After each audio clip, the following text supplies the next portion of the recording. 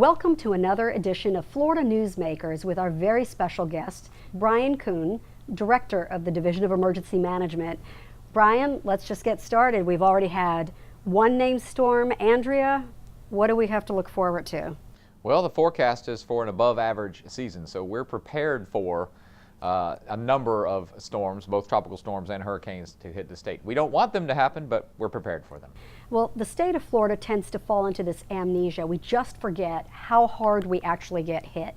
What is the message you're trying to hammer home with people all across the state and all the visitors that Florida has? If you're in the state of Florida, you can be impacted by a hurricane. Everywhere in the state is susceptible to either storm surge, wind, heavy rain, inland flooding, or the tornadoes that a hurricane spawns. So it's very important to prepare for those situations and make sure that you've got enough supplies for you and your family for at least 72 hours. So key messages again, I know it's the 3-day. Talk to me about some of the supplies that you expect and we would hope that families would have in place. Well, we want everybody to have the basics: food, water, flashlights, batteries, cell phone, charger, those kinds of things.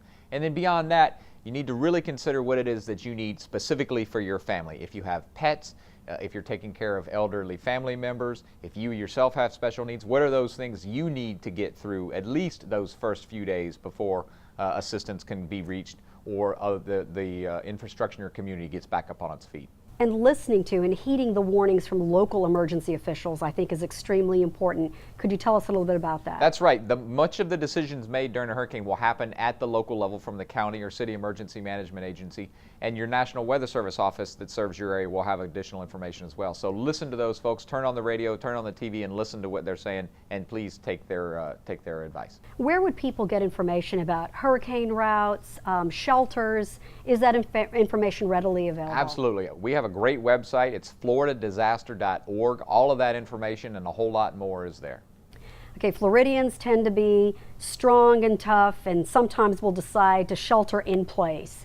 Is there a time and a place for that? And what should they do during a storm? Yeah, absolutely. In many places in Florida, it is the right thing to do to shelter in place. If your structure is strong enough to withstand whatever winds you're going to have, that's a good idea. However, if you're going to be impacted potentially by storm surge, you need to evacuate inland, because you can't evacuate far enough. You can't stay in a place that's going to be flooded with storm surge during a storm. You need to get inland and get somewhere dry. Let's talk about storm surge. People tend to forget it's really not during the storm that you need to be as worried.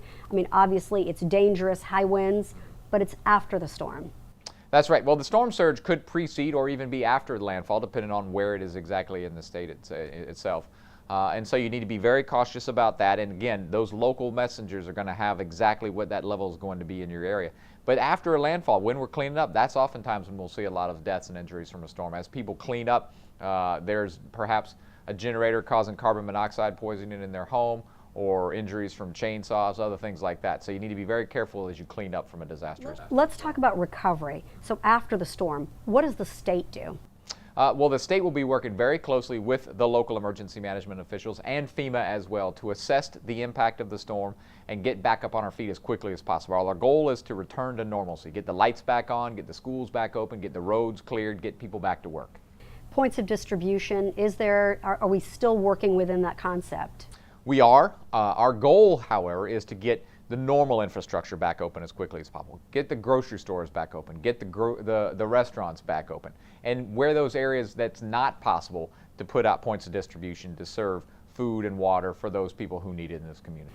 And finally, I know there's been some controversy about the sequestration and what the federal government is doing right now and how that may impact the National Guard that we depend on as a state during disasters. That's right. We're working very closely with the National Guard and having lots of conversation with the federal level to help them understand the potential impacts to the state and help reduce those impacts so that the National Guard can be at full strength to help Florida get back up on its feet after a hurricane. Thanks. And is there anything else that you'd like to add that would sort of hammer home the point of being prepared? You know, a storm that hits Florida impacts the entire state. With Tropical Storm Andrea, it made landfall in Dixie County and caused 12 inches of rain in Miami. So these storms impact the entire state. No matter where you are, if you live in the state of Florida, you've got to be prepared for one. Thank you, Bryan. Thanks for joining us. And to you, our viewers, thank you so much for watching. We'll see you next week.